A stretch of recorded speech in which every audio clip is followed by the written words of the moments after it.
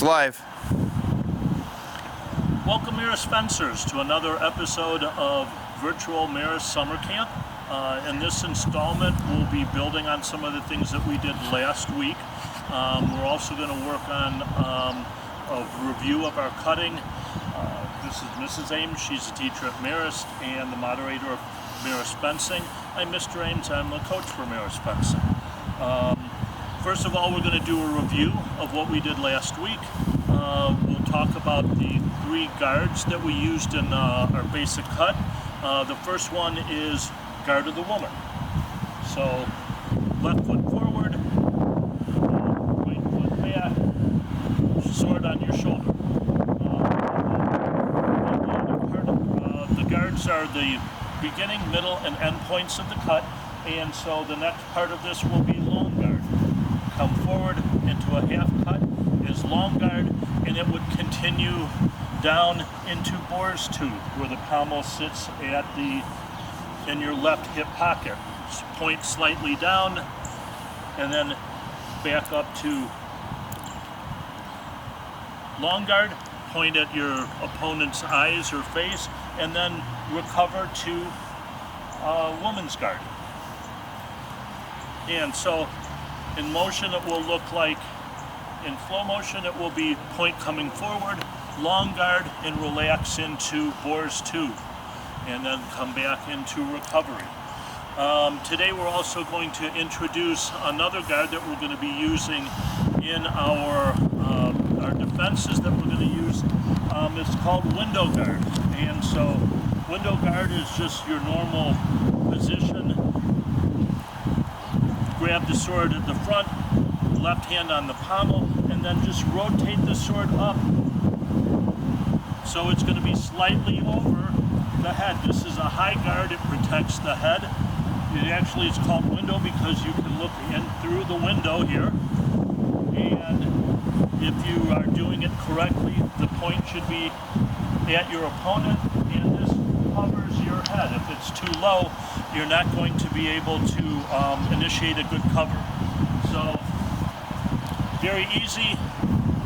This will be right foot forward, grab your stance, point down, and then just rotate that sword up over your head. The point should be slightly inward and toward your opponent. And you'll see why we're using that shortly. So now we're going to go into some attacks and defenses. All of our attacks that we're going to be using are going to be that basic cut from woman's guard. And the defenses that we're going to use, we call it B for victory. And it'll explain to you why we do that. So when you go straight at your opponent, and you both cut at the same time, we end up in a joust. Nobody's winning, nobody's losing. And this is not a real good position to be in. There's no position of dominance. So we try and avoid this and stack the odds in our favor. So we actually don't step straight at each other. We step away or into. So our first defense is actually what's called a void.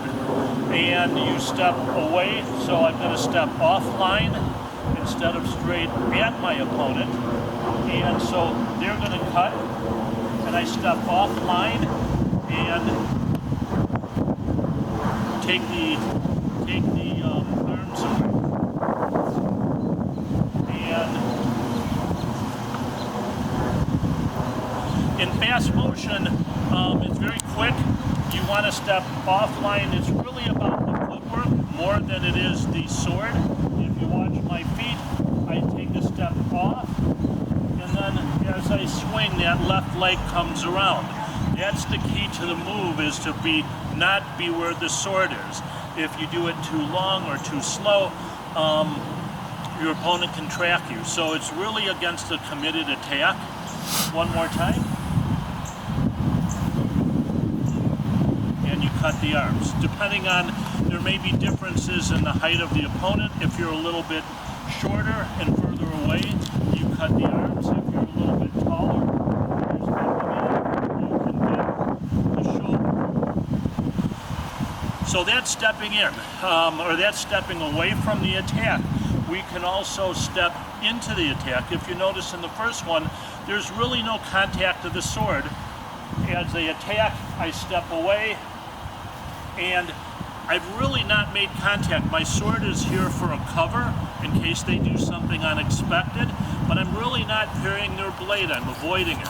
And the next defense, I'm actually going to step into, so I'm going to step offline just to my left, and I'm going to parry their blade in what's long guard. So I've gone into long guard. I also want to block with what we remember is the strong part of my sword, was from here down. And then from here, I can rotate and cut across the hands or the arms or the body. I don't want to pick it up too far because then I free their blade. So I just want to turn and cut along, step away. So one more time. Break, cut. One more time. And if you'll notice, I've turned my left foot out. I didn't take a step or a pass forward. I just turned my foot out and I turned my body slightly outward. So instead of facing, I'm slightly offline. That allows me to break them before they get their arms extended in a full strength position, and then cut across. We then have another variation of this. If it's a little bit higher, this is where we're going to use window guard. So the beginning, the parry is exactly the same. So I parry, and then I turn to window guard, which I can then use as a thrust, and I step in. This is actually intended to go straight for the throat, but that's a very tender, very vulnerable position, so we don't want to do that. So we always aim for the shoulder. We call it killing the parrot. So you know how pirates have a parrot on their shoulder? So we call it killing the parrot. So I elevate my sword and step through. So one more time. Break, elevate, step through. All right, very good.